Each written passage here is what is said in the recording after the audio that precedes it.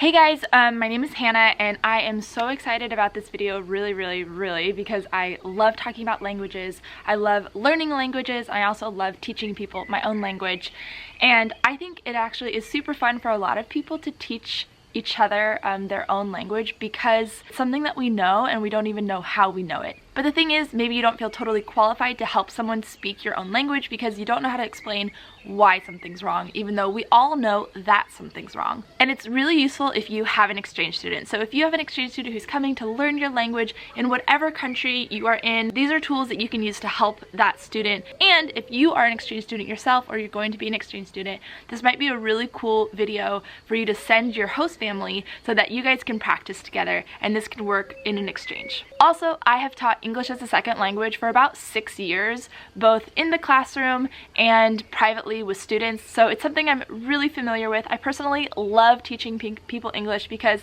the thing is, like, I know it. I'm like queen of my language and so are all of you, because you are queen or king of the language that you speak. So I've done it professionally, and I also just love doing it for fun. So the first thing that is super important when you're practicing your own language with someone who wants to learn your language is your facial expressions. So this is really universal. Normally when we speak with our friends, like, sometimes we can listen just like this, like look at them, and they know we're listening because we have the same language. But if you're listening to someone try to speak a new language, it feels very strange in their mouth and they aren't confident. So you can give them so much more confidence just by the way you're looking at them.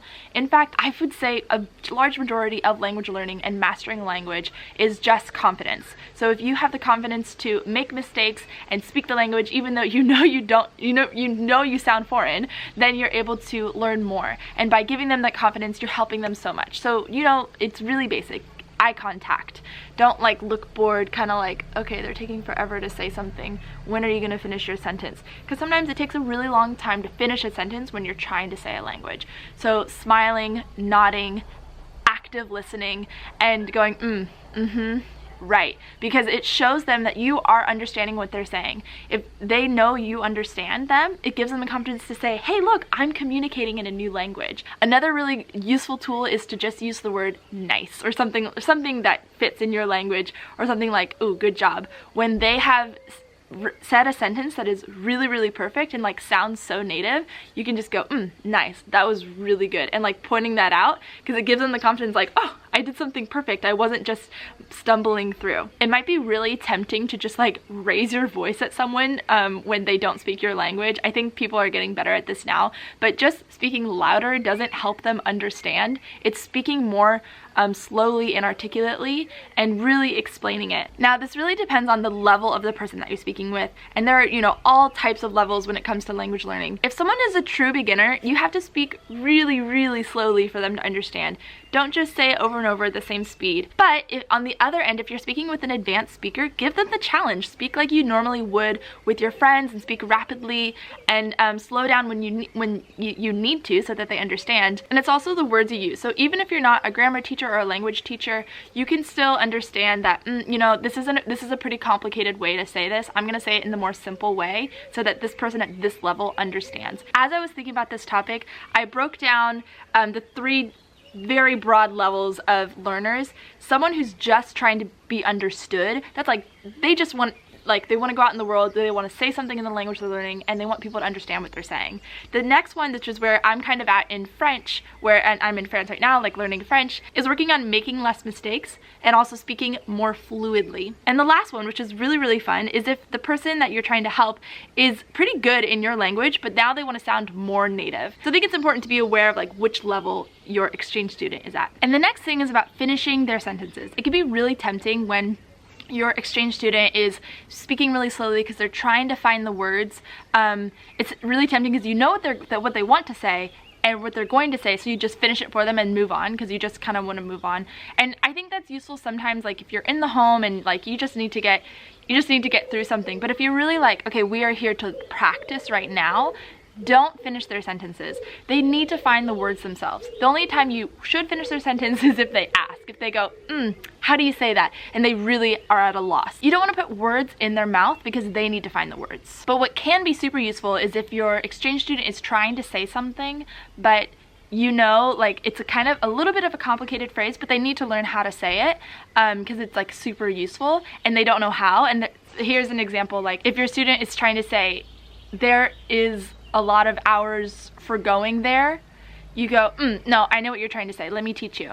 It takes a long time to get there. And then what you do is you ask them, okay, repeat that, and have them repeat it, because otherwise they're gonna forget it. They need to practice it. And that's really the thing with language. It's not just about hearing what the right answer it is, it's about practicing it yourself so your mouth gets more comfortable, your mouth and your brain gets more comfortable with the language, and it feels really natural. The next topic is corrections. And actually this is a huge conversation within language learning and language teaching. There's actually tons of studies about this and papers written about how to correct people in their language. So everything I say, please just take it with a grain of salt. This is just from my experience as a teacher and as a language learner. The biggest question is, should you make corrections while a speaker is speaking or after? And I do a combination of both when I'm working with my students. First, let's talk about how to correct after. What I like to do when I'm really helping a student, or if someone's like, okay, let's learn this language, I'll listen to them, and as they're talking, I'll write something down and so that I can tell them later. What I do is I write down exactly how they said it, and then after they're done speaking, the conversation is kind of at a lull, and I say, okay, I have a couple corrections for you.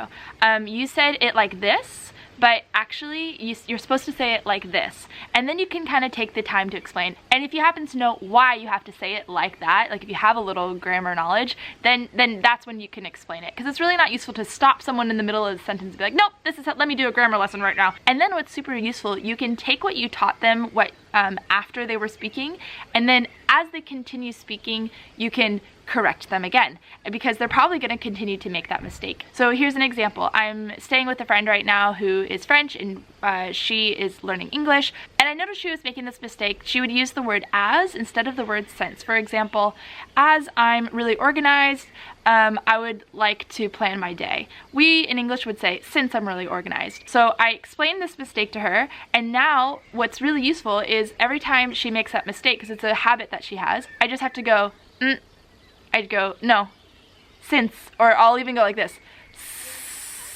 and she knows, oh, since, because it's a habit that she has to break. So they know what the mistake is, so all you have to do is give them a cue, like or a finger or something like that, and they go, and they're like, they remember because you already explained it to them. So that brings me to cues. So we already know we're actively listening, we're giving them the time of day, we don't want to look bored, but if they're gonna make a mistake, there are a lot of things you can do. Here's just a few. One of the easiest things you could do is just say the correct thing. If someone says, what's your paper of? And you want to say, about. And they go, oh, what's your paper about? Another thing I like to do is just put my finger up. So especially if it's a mistake that they know they shouldn't make, they say something wrong, you go like this. Because that's really universal. You don't have to say anything, and you're not actually interrupting them. It's nonverbal. So you go, and it helps them go, rethink, and they find it. Because sometimes you don't need to tell them what the correction is. They already know, they're just making mistakes. A super useful one is the emphasis and the question mark. So if someone says, oh yes, she are really funny, I go, she are really funny? So I'm not giving them the answer, they have to find it themselves, but they know which word is wrong, and they go, no, she is really funny. Something that's so helpful when you're trying to help someone have a fluid conversation if the language is foreign for them is little filler words, little responses that maybe they didn't learn in a language class because it's not like official grammar, but it's little things that help the flow of the conversation, because flow gives you so much confidence. Like, well, actually, honestly, you know what? Right? Like, these are things in English that feel really natural to us, and it kind of like implies there's like tone in there, and they're little things maybe you're not going to learn in an English class, but it helps you with the flow of the conversation. Now, if you're in a situation where you're not just sitting down with a language learner and doing like a 1 hour dedicated to help them with this language, they might be like in your home and they're the only one who doesn't speak the language or isn't native in the language, and they're listening to the family or friends like speaking about something, having conversations really naturally in the language, and they're practicing kind of listening. It's really hard for them to understand what's going on in like just natural fluid native conversation if they don't have context. You start talking about something and you know your exchange student is right there, and you stop and go, oh, we're talking about this, and then just continue in your native language. And so they can listen and they have a way better chance of understanding what you're saying, and it's much better practice for them. Now, expressions, vocabulary, and slang. Again, Again, you kind of have to know the level of the student. If you realize, oh, they're really a beginner, don't even try to teach them slang that's not going to be useful. They have to master the foundation first before they can start achieving more native sounds. As well as vocabulary, don't give them these like words that they're never going to use, like word about dentistry or about carpentry or something that, oh, you know, this is called a this. They're never going to want to use that word in common speech. Give them words that they can actually use. And the same goes for pronunciation, actually. If they are saying something where they truly cannot be understood, then you want to help them say it right. But when they're just not saying it exactly like a native speaker, it's really not necessary, because we can still understand people who speak our language if they have an accent. But if someone wants to sound super native, then you have to start working on pronunciation and get really picky. Another thing for exchange student situations, when it's not like dedicated language learning time, you're in the home, you know, everyone's speaking the native language, but you have one foreign student who is trying to learn the language, and maybe they're over there kind of doing something on their phone, they're not really paying attention, and you start talking to them and they don't respond. It's really important to say their name first and make sure you have their attention, because when you're in an environment of another language, it's hard to tell if someone's talking to you. Say their name, make sure they're looking at you, and then tell them what you want to tell them. Now let's talk about if you have a common language. What's often the case for English speakers like myself is it's a little tricky to learn another language, because a lot of people speak English and they sometimes speak it really well because they consume a lot of, you know, English speaking media and stuff like that. So it's a bit of a challenge because it's really easy to switch back to English because that's what everyone's more comfortable with. But if you're an English speaker and you want to learn another language, you kind of have to have some rules. What I like to do is exchanges. We have dedicated time to English where I am giving them everything. I'm fully speaking in English. I'm not using their language.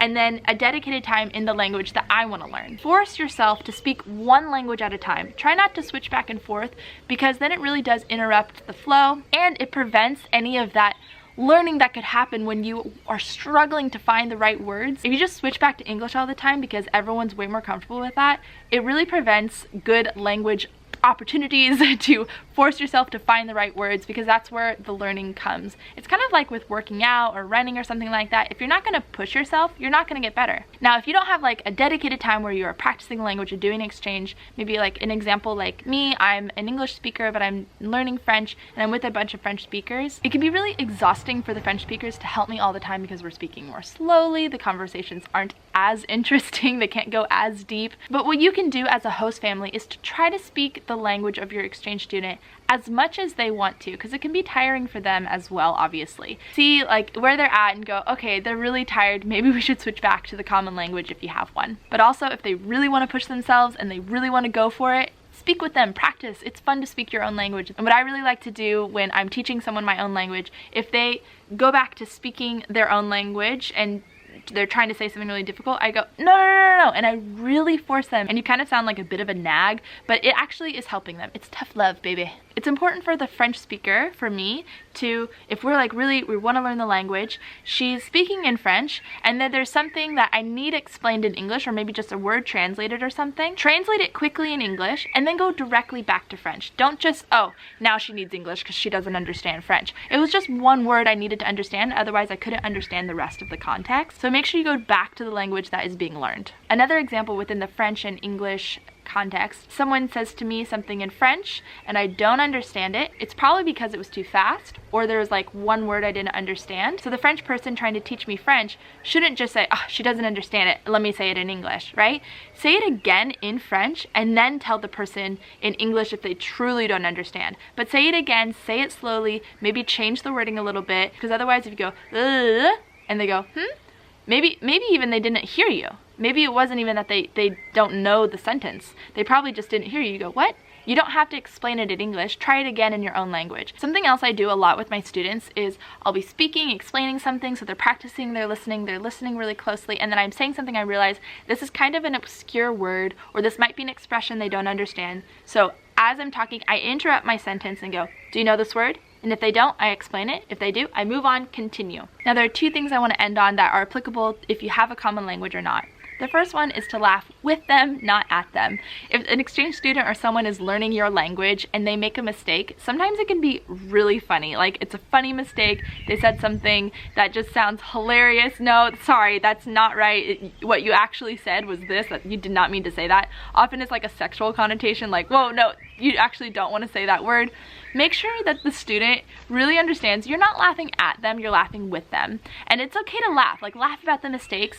And actually they can be really great learning opportunities. Like, oh my gosh, no. In fact, did you know you can actually say this and it means something different? And then they can learn that, and it's really helpful. And the laughter and like the energy of it can actually help them learn it more. And the last thing is constant affirmation. Language learning, as I said at the top, is all about confidence and encouragement. So if you are able to smile and say, yes, you did a great job. Wow, I am so impressed. I'm so proud of you. Your English is so good. Your French, your Spanish, your Portuguese, like, oh wow. Oh, that really sounded like a native speaker. Ooh, that was good. Oh my gosh, where did you learn that? That was really good. Whoa, that was some good vocabulary. I think this is more like my personality. It might be part of my culture too, that, you know, I'm super encouraging. This is why I love to teach, and especially teaching languages. But if you really want to help your exchange student, you got to put on that encouraging hat and act like their cheerleader. Like, you are here for them and you're just like, wow, you did amazing. Because language is hard and embarrassing, and it involves so much more than learning the formula of grammar or how to construct a sentence. It's about communicating and people and sensitivity and nuances, and it's fun, but it's also super intimidating. So you really have to say, yes, oh my gosh, so good. How long have you been learning English? That was really, really good. Thank you so much for watching. I would love to hear your feedback below. Do you use any of these tips, or do you have any other tips? Because languages are so fun.